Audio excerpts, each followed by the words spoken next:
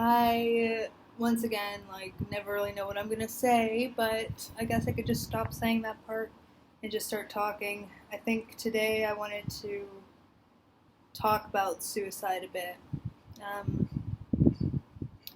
and kind of how things in my life have related and my understanding, my mental state about kind of suffering that people go through and what life is and how there are fates worse than death and general uplifting fun talk. A few years ago I googled suicide help. I have been very fortunate.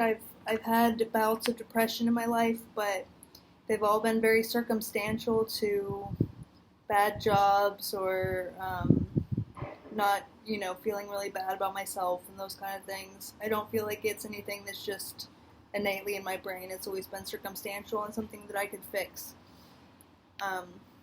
So I wasn't suicidal when I googled this question. I genuinely wanted to know, if somebody wanted to jump off a bridge, and I couldn't understand why anyone would do that, because my human experience didn't allow me to understand and relate it all. That I wanted to know what kind of advice they would give to that person. And the advice that was given was, suicide is not going to be a relief because you're not going to be here to feel a relief. So you feel in pain and you're looking for the pain to go away, you're not going to feel a relief from that pain because you're just not going to be here anymore. And at the time, that made total sense to me. I'm like, people are in pain, they think things can't get better, and they want the pain to go away, so they kill themselves, but they don't get to feel a relief.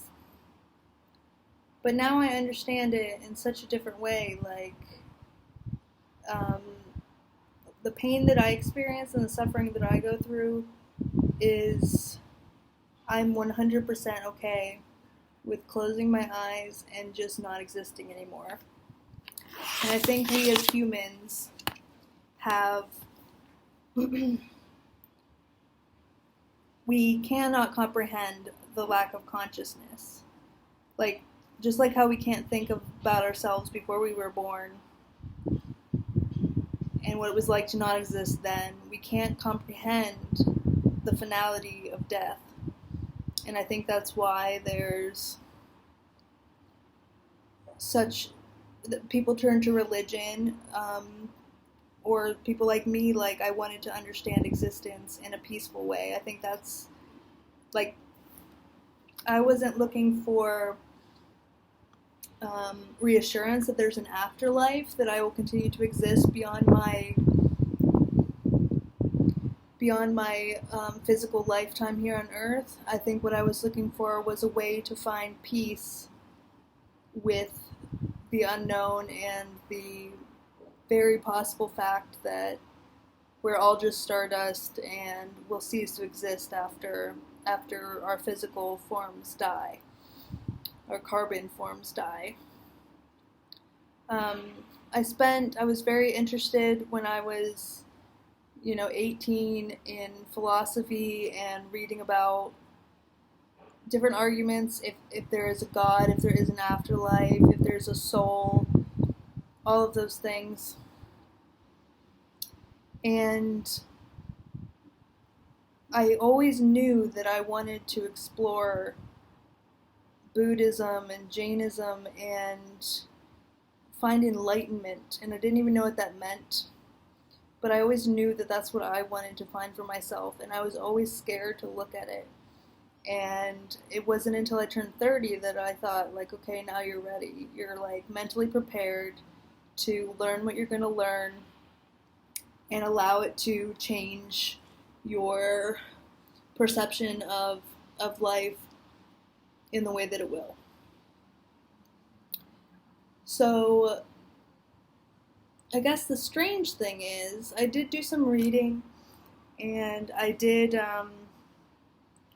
looked very much inwardly, and I I read different philosophies, and I started subscribing to like Buddhist and Jain books and theories and that kind of thing. And I was right on the cusp of doing all that when this happened. And after this happened, and I decided so steadfastly that I wanted to die, I took the information that I already knew, and I, I felt like I already had all the information I needed to achieve what I ultimately wanted in my life, which was enlightenment. And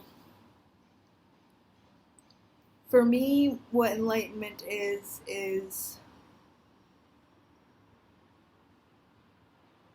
being able to understand that the moment in your life is all you have. The moment, this very moment. The past and the present are gone, or they don't exist yet. And I think it's hard, especially for someone like me that has a very, had a lot of problems with compartmentalizing things, that I couldn't understand how you can live in the moment, but also plan for the future, but also reminisce about the past.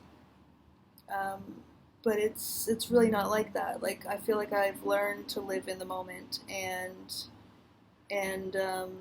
it was something that when I started practicing it, it felt so natural and so human, and so like I was tapping into something that was real and always supposed to be there, and that had been maybe covered over by, society and the way that our work days are set up and the culture of the internet and distractions and all that. I felt like something like sincerely human and real was like I was being exposed to something real, and I was finding something real within myself. And just now it reminded me of how we've always talked when sitting around the fire. Dad's always said like I've always been like, why is it that like sitting around a fire is like it's the only activity I could think of where all you do is sit and look at something, and you don't need to do anything else. Like, you don't feel like you need music on, you don't feel like you have to talk, you don't feel like you have to be, like, you could just literally sit there and be next to a fire. And Dad would always say, well, that's because early humans, if they were sitting around a fire, that probably meant that they were safe, and they were fed, and they were with the people that made them comfortable, and it makes total sense to me. So I think enlightenment for me is kind of feeling that way about life in general, and feeling an interconnectedness with all of humanity and all of everything, to include like the trees and the bugs and everything, and to feel complete compassion and empathy and love, so much love. And I feel like if you scrape off, if this is what you want in your life, you can keep scraping off these layers of bullshit, for lack of a better word, you need expensive things to make you happy, materialistic thoughts, of jealousies, of dramas, of worries, of all of it. And you can understand that there's nothing to be afraid of, because you're part of everything, and everything is a part of you, and everything is one. And I feel like I just can understand it completely. Like, this experience has allowed me to understand what it means to be one with everything.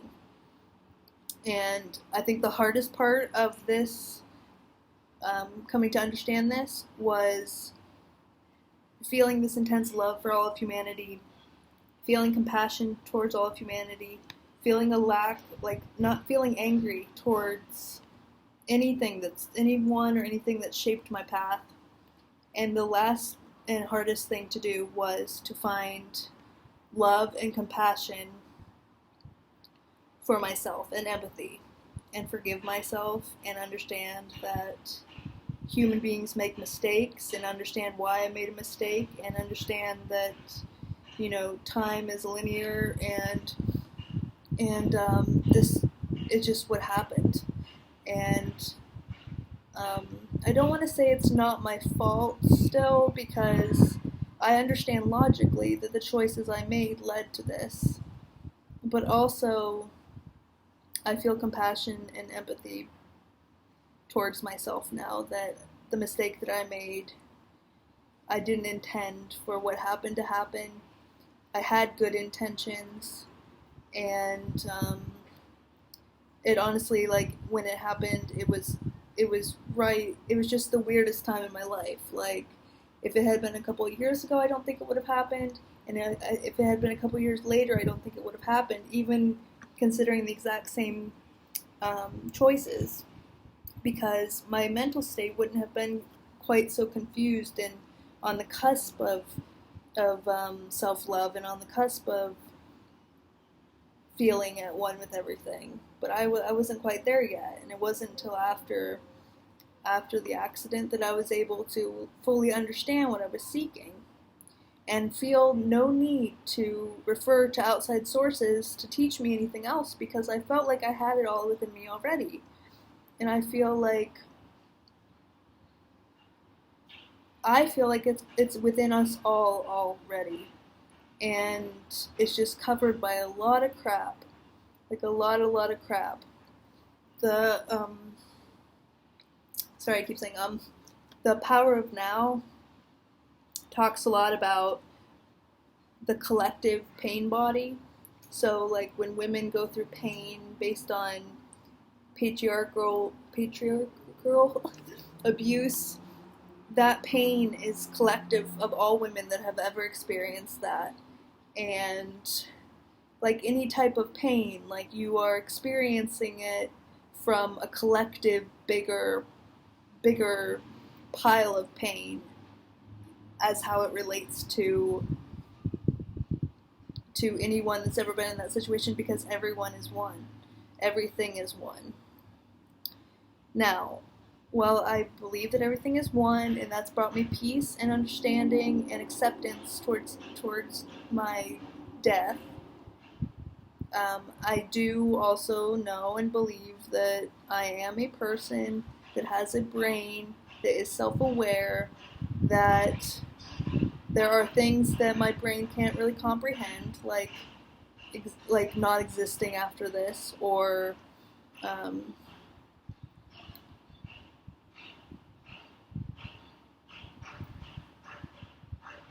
I don't know. I was gonna say, like, that I'm a separate being, but I don't feel that way anymore. I do feel like I'm part of everything, and that feeling grows stronger and stronger. But I do think there is just one Sharon, kind of, and I wanted to kind of talk about her and why I loved her and some really great things about her. I guess I would start with saying that my favorite thing about her is that she came to this understanding and realization in something that she truly believed. That she truly believes that we are one with everything, and there's an infinite capacity for love in life, and there's no need for fear of death, because everything is together, everything is one. I'm one with everything. I remember reading something in college called Pieces of God, and I think that was like another philosophical argument about, like, we're all just pieces of God. Everything is just pieces of God. And you kind of think like you're exploring all of these different ideas, but really all of the ideas are the same. It just depends on how you frame it. And if I had enough resources and time to kind of put together a coherent list of things, I think I could show you how any belief system in the world, religion, atheism, Buddhism, like whatever your belief system is, like it can all be related. It's just that there has been stuff that covers it up. Like humanity has covered stuff up by pushing for things that are kind of unnatural. I don't feel like we live a natural life. I feel like a lot of depression and that kind of thing is caused by the fact that humans aren't meant to be living the way that we're living. We're not meant to be focused on materialistic things. We're separated from our communities. We're supposed to be a lot more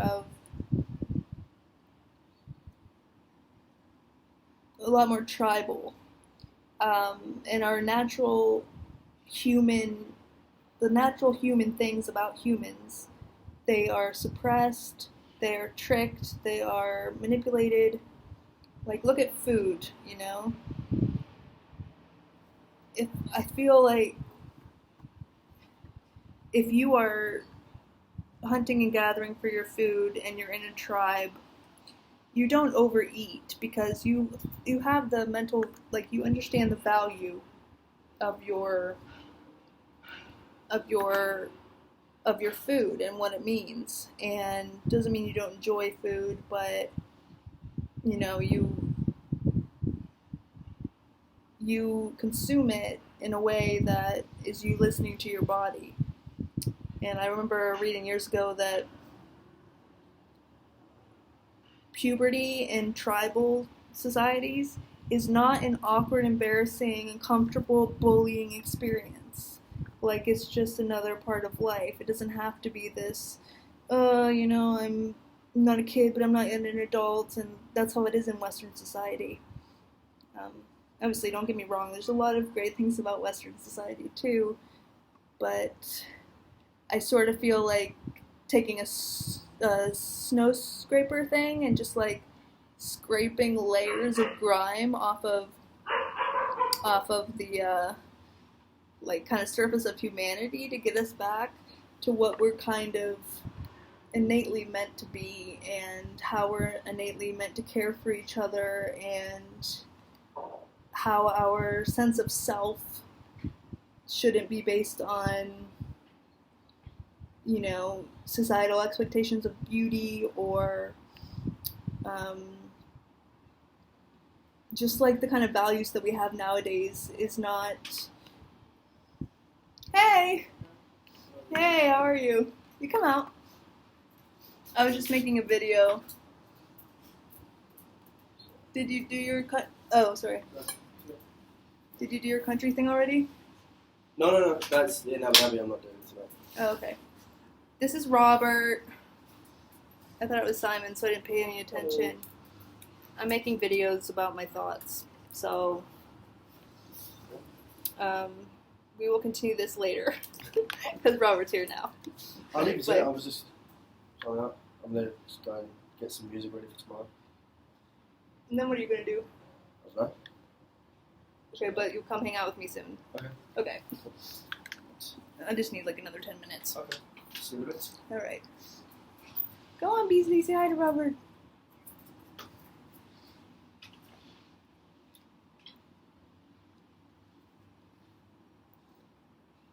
So,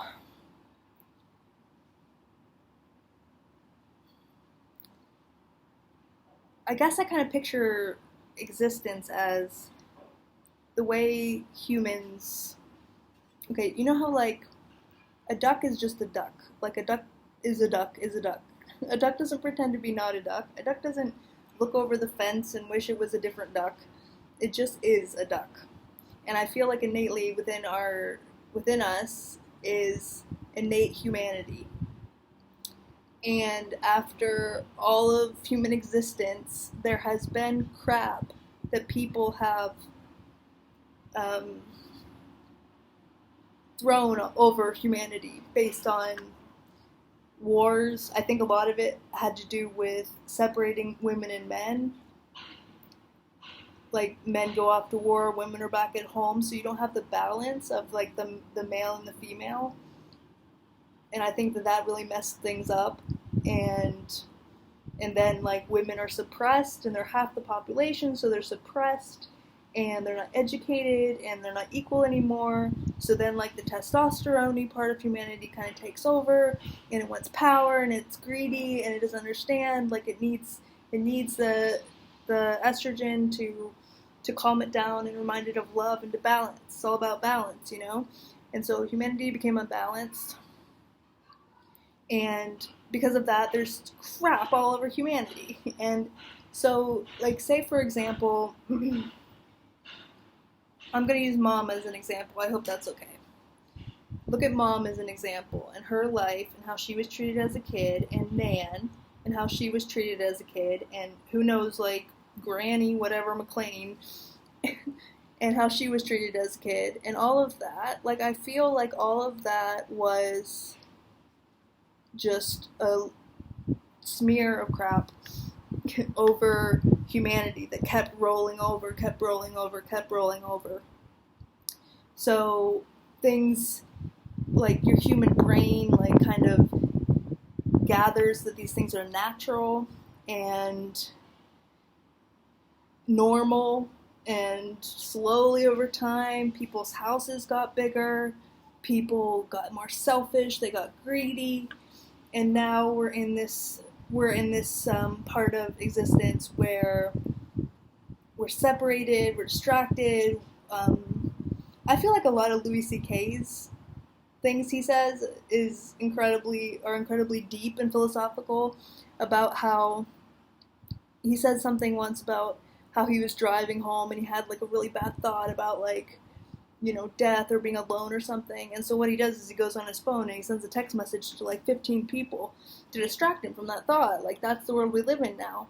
Instead of living with that thought and growing from that thought and becoming a different person because of that thought.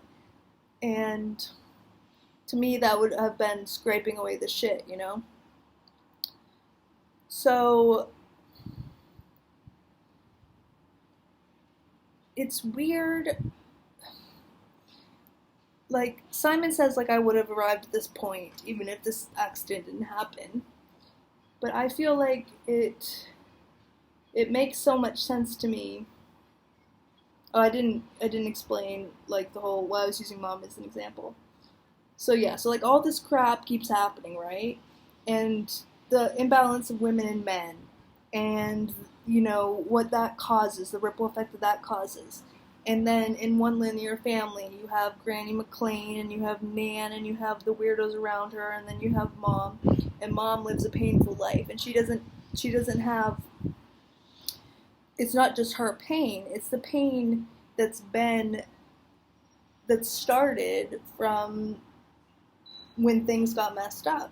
She's not experiencing pain as one human. She's a part of everything, and experiences the pain of all of the past that has led to her leading a painful life. It's not just her one lifetime. It comes through. Like, if you believe that everything is one, then the path in which you existed, like, that's going to affect you. Not just your parents, but their parents, but all the choices that were made before you. This kind of self-hatred, like, I do think that comes from a collective pool of pain. And likewise, that's why I believe that there's an infinite capacity for love and joy, because you can harvest it from all of the people that, like, you're interconnected with everyone. You could feel all of that pain or that love and joy from everyone. The Power of Now says that love and joy they're not emotions, they're not like pain. There's something innate about them. There's something that exists within you, and like, they cannot be removed. They're there. They're just waiting to grow. It's not like pain, it's not like sadness, it's not like any of that. Love and joy are innately human, and they're in us. But yeah, so my philosophy is that they've just been covered over, and you have to scrape away and see what you can find. So yeah, so I think Simon's home now. What I was going to do today, I think, was go through why I love myself if I were to view myself as a separate person, and talk a little bit about what my thoughts were about the future and how I would have chose to live the remainder of my carbon-based life. But this is already 25 minutes long, and now Robert and Simon are home, so I'm going to be in the moment and talk to them. But I hope some of what I said made sense, because to me it makes total sense. And if people can get that same sense of peace and understanding and acceptance from their religion or their belief system, then I support it. Just, there's a lot of crap. Like, get your snow scraper thing out, or when they have like a grill at a restaurant, it looks really satisfying when they do like that upside down metal spatula thing, they scrape all the gunk. That's what you have to do in your life. That would be my advice. That's what I did. That's how I found this place of peace and understanding, and ready to die-ness. So, okay, I'll leave it there for now. Bye.